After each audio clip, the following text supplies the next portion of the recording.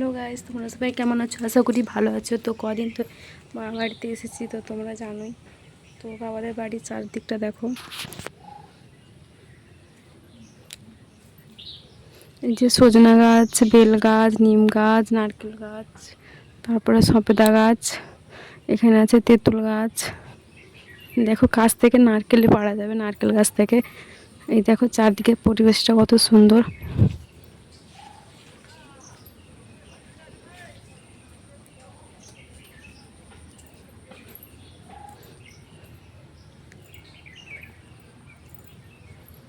তো তোমাদের ঘুরে দেখালাম চারদিকটা।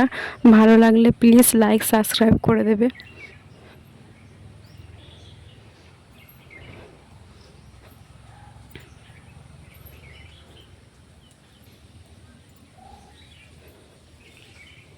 গাছ লাগিয়েছে আমাদের বাড়ির লোক। এই যে নারকেল ধরেছে ছোটো গাছটাতে, দেখছো হাত পেয়ে যাবে।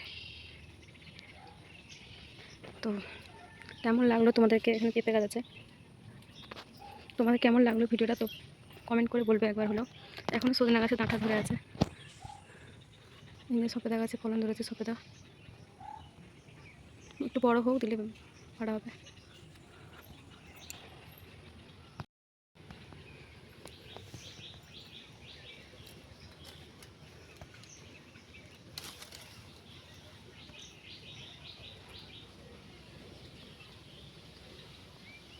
আঠা পড়ছে, প্রচুর পরিমাণে আঠা হয়ে গেছে। এতদিন তো জানো আমি তোমাদের সাথে কম বেশি শঙ্করপুর এলাকাটা শেয়ার করেছি। তো আমাদের বাবাদের বাড়ির পাশে কিছুটাই দূরত্ব আমাদের বাবাদের বাড়ির পাশে নিউ শঙ্করপুর। তোমাদের সাথে এটা শেয়ার করলাম। দেখো সমুদ্রের পরিবেশ, এই যে বৃষ্টির দিনে সমুদ্রের এলাকা কেমন লাগছে দেখো, ঢেউ হচ্ছে। আর ওয়েদারটা খুবই সুন্দর, মেঘলা মেঘলা ওয়েদার।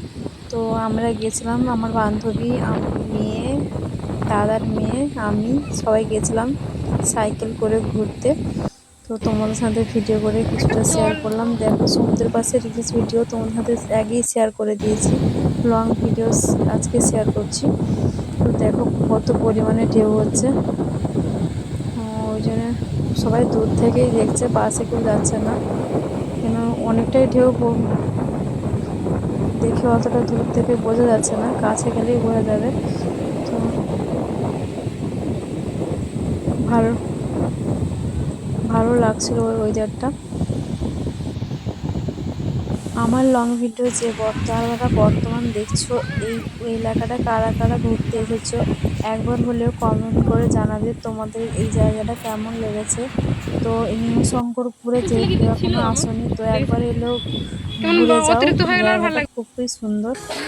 সন্ধ্যাবেলা ঘুরে এসে এই যে পাঁপড় ভাজি খেতে উঠেছি, গরম গরম পাঁপড়। বৃষ্টির দিনে পাঁপড় ভাজি তো খাওয়াই জমে গেছে। তো ভালো লাগলে লাইক সাবস্ক্রাইব